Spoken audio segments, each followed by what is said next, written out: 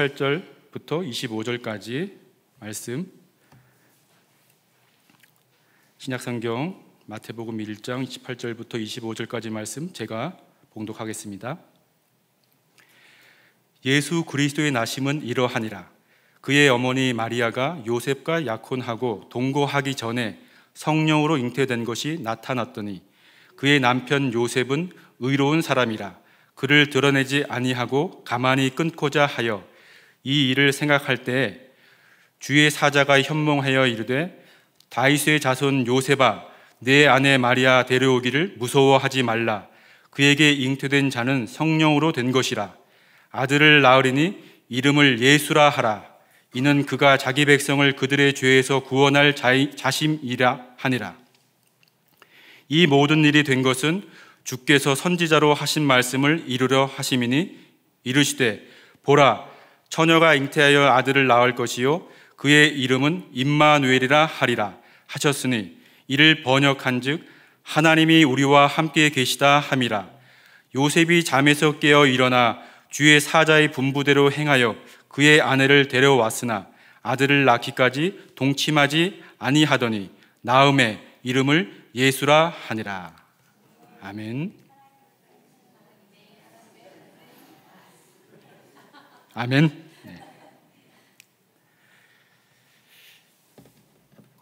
네. 오늘 본문 말씀 우리가 너무나도 잘 아는 말씀이에요.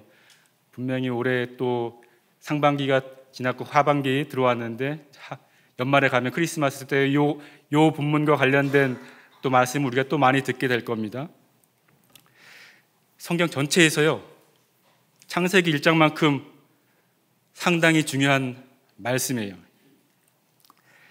창세기라고 얘기할 때 창세기가 기원이라는 뜻이잖아요.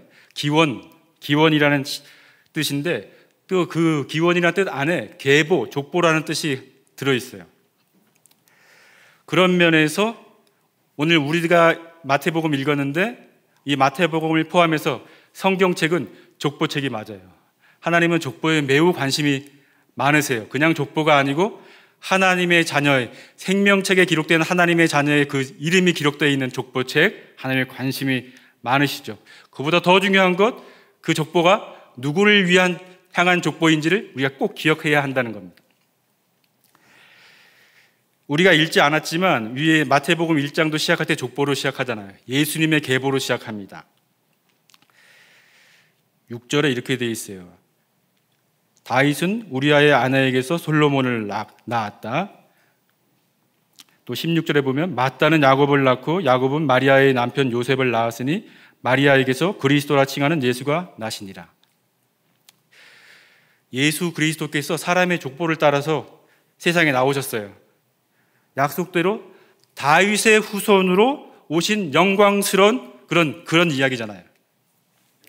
그런데 우리가 지금 읽었는데 인간적으로 볼 때 상당히 고민되는 어떤 이야기부터 이 이야기가 시작합니다.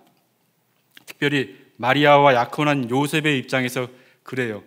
마태복음은 지금 요셉을 이렇게 주목하여 예수가 탄생하는 이야기들 계시를 얘기하지만 또 누가복음에서는 마리아 쪽에 더 초점을 맞춰서 얘기하는 것 좀 차이가 있다는 것 기억해 보십시오. 자, 잊혀진 왕가의 후손이에요. 요셉에게는 다윗이 한 1000년 전의 조상이에요. 한 1000년 전에 다윗 왕국과 같은 나라가 회복될 것을 바라고 꿈꾸는 이스라엘 민족이었는데 그것도 1000년 전의 이야기예요. 1000년 전의 이야기. 여러분 1000년 전의 이야기를 계속 꿈꾸고 사모하고 계신 분 계세요? 조상님들 얘기를 들으면서 누가 뭐래도 이 요셉은 다윗의 후손이죠. 그것을 얘기하려고 마태복음 1장 1절부터 시작하면서 그 얘기를 한 겁니다. 아까 제가 누가복음 얘기도 잠깐 했는데 교회 전통상에서 우리 신앙의 선배들이 마리아도 다윗의 후손이다라고 얘기하기도 했어요. 누가복음 3장 23절에 보면 요셉이 헬리의 아들이라고 이렇게 되어 있거든요. 제가 좀 전에 말씀드린 그 1장의 16절에 나왔던 그 맏딸은 야곱을 낳고 야곱 마리아의 남편 요셉을 낳았다고 그랬는데, 누가복음에 얘기한 요셉의 아버지가 다르네요. 이름이 누가복음에서는 헬리라고 그랬거든요. 이 족보를 요셉의 족보라 얘기하지 않고 마리아의 족보라고 그래요. 누가복음에 나와 있는. 누가복음에는 마리아를 중심으로 예수의 탄생의 계시를 얘기했다고 그랬잖아요. 그런데 마리아의 족보에 마리아가 빠지고 요셉이 들어가 있는 거죠. 고대 이스라엘에서 사위도요, 아들이 없는 그 집안에 사위가 들어가게 되면 사위를 아들로, 양자로 받아서 아들 삼았어요. 그런 의미에서 보면 요셉도 마리아의 가정의 양자인 것 같아요. 18절에 예수 그리스도의 나심은 이러하니라. 그의 어머니 마리아가 요셉과 약혼하고 동거하기 전에 성령으로 잉태된 것이 나타났다. 마리아가 요셉과 약혼하고 동거하기 전에 임신했어요. 우리는 내용을 다 알기 때문에 충격적이지 않지만, 자,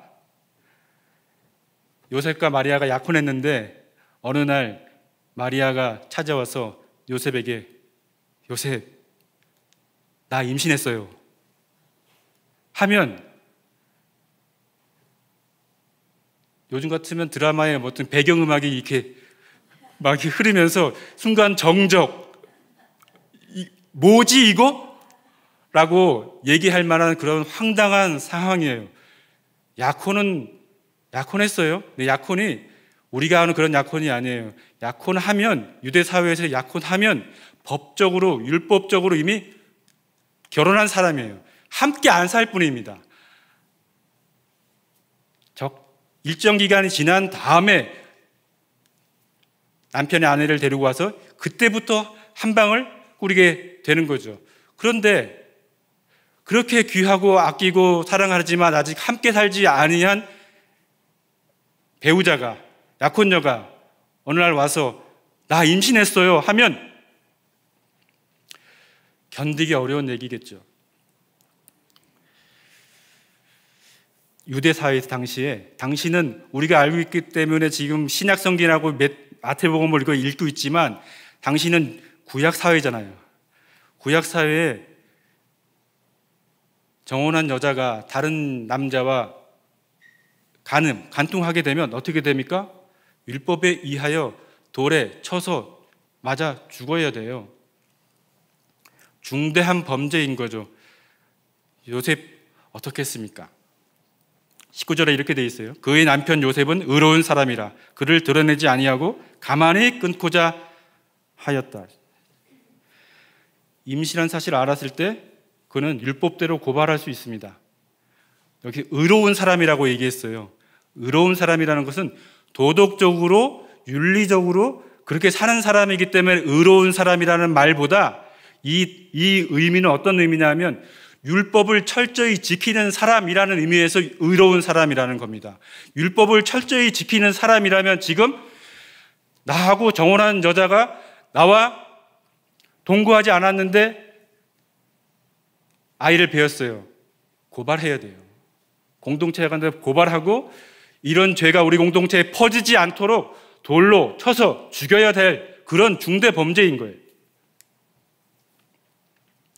그런데 가만히 끊고자 하였다 했습니다. 공개적으로 정죄하지 않고 조용히 끝내려고 했습니다.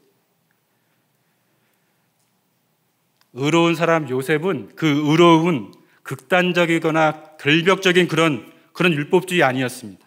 하나님의 말씀에 대한 즉각적인 순종으로 이게 나타나게 되는데, 그 첫 번째가 양자 이야기의 첫 번째, 사람의 아들로 입양된 예수. 하나님께서 개입하셨어요. 천사가 꿈에 나타났죠. 요셉의 꿈에 마리아의 아기가 성령으로 잉태된 것이니까 너희 아내 버리지 마라 얘기했습니다. 그를 데려오라 얘기했습니다. 그리고 명령하셨죠. 이름을 예수라 하라. 성령으로 잉태됐다는 것은, 이 말은 이 아이가 요셉과 마리아의 어떠한 생물학적인 인자, 유전자를 공유하지 않는다는 거예요. 엄마도 아빠도 이 아이에게 개입된 것이 하나도 없습니다. 단지 마리아의 모태를 통해 이 아이가 지금 배어졌고 나올 걸 뿐이죠. 피가 한 방울도 섞이지 않았다는 거예요. 근데 그 아이를 낳고 이름을 예수라 하라 합니다. 예수라는 이름 되게 흔한 이름이에요. 그냥 특별히 예수님만 예수님이 아니었고, 그래서요, 우리 문영탁 장로님이 종종 저한테 지나가다가 얘기하실 때 이렇게 얘기하시더라고요. 예수라고 하지 말고 예수 그리스도라 하라. 예수라는 이름은 그냥 사람 이름인데, 예수가 정말로 귀한 것은 그분이 그리스도이시기 때문이잖아요. 예수 그리스도, 그 예수는 되게 흔한 이름이었어요, 당시에도. 근데 고대 이스라엘 사람들에게 자녀의 이름을 짓는다는 것은요, 그게 그 아이가 내 법적인 자녀라는 뜻이 되는 거예요. 법적인 자녀라는 의미로 내가 이름을 짓고 그 아이를 아들로, 딸로, 내 자녀로 수용하는 거죠. 의로운 사람 요셉, 하나님의 말씀에 순종하는 그 요셉, 하나님의 말씀에 순종해서 자기 피가 섞이지 않은, 자기 DNA가, 자기 어떠함도 섞이지 않은 그 아이를 자기 아들로 수용했습니다. 아마 끝까지 그리고 얘기하지 않았을 확률이 되게 높아요. 마태복음 13장 55절에 보면 사람들이 예수를 가리켜 이렇게 얘기해요. 이는 목수의 아들이 아니냐?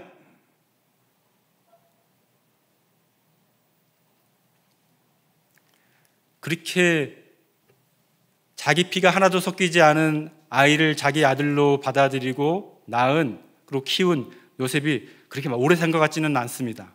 왜냐하면 예수님의 12살 이후의 행적에, 그 이후에는 요셉이 별로 등장하지 않아요, 기록에. 어쨌든 요셉이 하나님 말씀에, 그 천사의 계시에 순종했고, 그리고 또 아들을 수용했습니다. 그래서 예수는 다윗의 족보 가운데 들어오게 된 것이죠. 여러분, 지금 요셉의 이 순종과 수용, 그냥 한 부부의 사건만이 아닙니다. 여자의 후손이 뱀의 머리를 상하게 할 것이라는 그 창세기 3장의 언약 그대로 하나님이 이루시는 것, 그 작정이시죠. 오랜 예언대로 다윗의 후손으로 예수는 잉태되고 태어났습니다. 다시 말씀드릴게요. 혈통적인 아무런 근거 없습니다. 하나님의 약속대로 작정하신 바대로 법정적인 아들이 된 겁니다. 이게요, 저와 여러분들에게 하나님의 은혜를 받을 근거가 되는 겁니다. 유대인만이 아니고 이방인도 예수 믿고 구원받는 은혜 있죠. 모든 민족이 혈통이 아닌 믿음으로 하나님의 백성이 됩니다. 진짜 유대인이 되는 그 복음의 원리가 여기 안에 숨겨져 있는 거예요. 양자이의 두 번째는, 예수님께서 사람의 아들이 되었다라고 그친다 그러면 복음은 절반도 되지 않을 겁니다. 우리가, 사람이 하나님의 아들로 입양되는 거죠. 예수님은 본질이 동일한 하나님이세요. 만물과 만유를 창조하신 하나님이세요. 요한복음 1장 1절에 태초에 말씀이 계시니라, 이 말씀이 하나님과 함께 계셨으니 이 말씀은 곧 하나님이시라. 그럼 하나님께서 사람의 몸에서 태어나셨어요. 요셉이라는 그 한 사람의 법적 수용을 통해 가지고 사람의 양자가 되었습니다. 창조주가 피조물의 자리로 내려오신 겁니다. 말씀드린 대로 그걸로 끝나는 거 아닙니다. 예수가 요셉의 양자가 된 데 특별한 하나님의 목적이 있습니다. 놀라운 전환이죠. 이 사건이 우리가, 사람이, 인간이 하나님의 아들로 입양되는 그 복음으로 연결됩니다. 예수님께서 사람의 아들이 되셔서 우리도 하나님의 법적인 아들이 되는 길을 열어주신 겁니다. 독생자는 한 분 예수님인데 그 예수님을 믿는 사람은 하나님께 입양됩니다. 마틴 루터가 하나님의 일을 설명하면서 이런 말을 했어요. 위대한 교환이다. 그리스도께서 사람으로서 우리 죄를 취하시고 하나님으로서 우리에게 그분의 의를 우리에게 주시고 우리의 모든 죄를 가져가신 거죠. 사람으로 오신 예수님이 그렇게 하셨다는 거예요. 갈라디아서 4장 4절 5절에 바울이 이렇게 얘기했어요. 때가 참에 하나님이 그 아들을 보내사 여자에게서 나게 하시고 율법 아래 나게 하신 것은 율법 아래에 있는 자들을 속량하시고 우리로 아들의 명분을 얻게 하려 하심이라. 하나님의 독생자가 사람의 양자가 되므로 사람이 하나님의 양자가 될 길을 열어주신 겁니다. 로마서 8장 15절에 너희는 다시 무소하는 종의 영을 받지 아니하고 양자의 영을 받았으므로 우리가 아빠 아버지라고 부르짖느니라. 여러분, 우리의 신분과 지위가 완전히 달라졌습니다. 더 이상 우리가 고용되어 있는 그런 종이 아니에요. 하루하루 지나면 언제 잘릴까 모르는 그런 종 아닙니다. 언제 그만둬야 할지 모르는 그런 종 아닙니다. 하나님 나라의 상속자가 되었죠. 하나님의 양자가 된 겁니다. 사랑하는 형제 자매 여러분들, 믿음의 가족 여러분들, 이 이야기 속에 우리가 들어있어요. 우리 아무 자격 없습니다. 아무 상관없는 족보를 따라 사는 우리들 죄인이었습니다.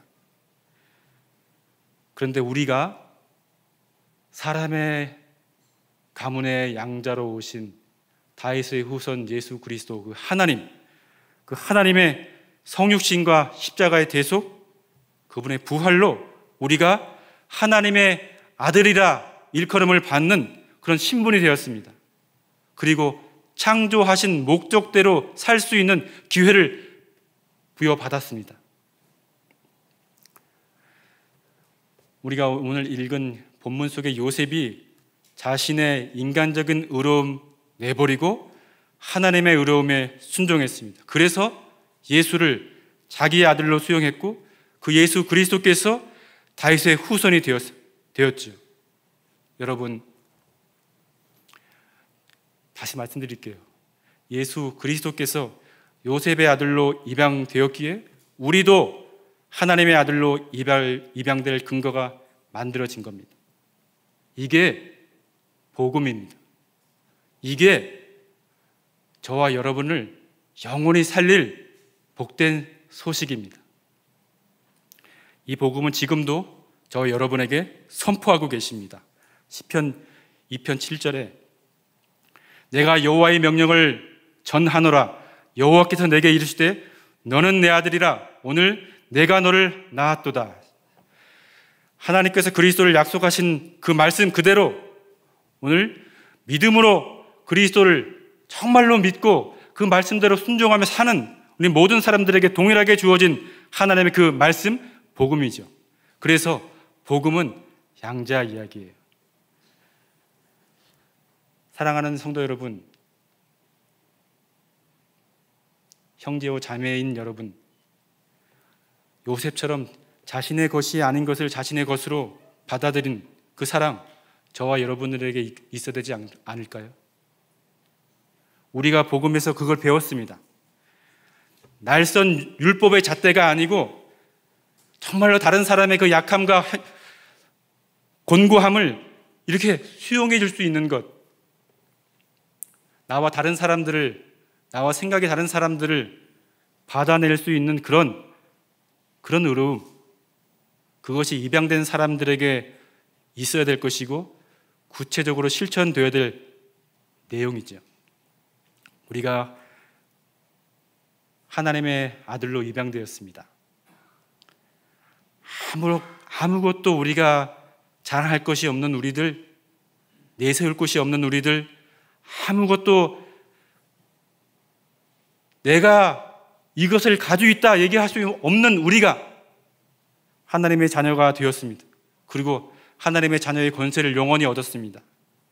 이 영광스러움, 그 의로움을 가지고 오늘 이후에 모든 시간들과 또 새로운 한 주간 그렇게 응답하고 살아낼 우리 모두가 되길 우리 주님의 이름으로 축원합니다. 잠깐 기도할 때요.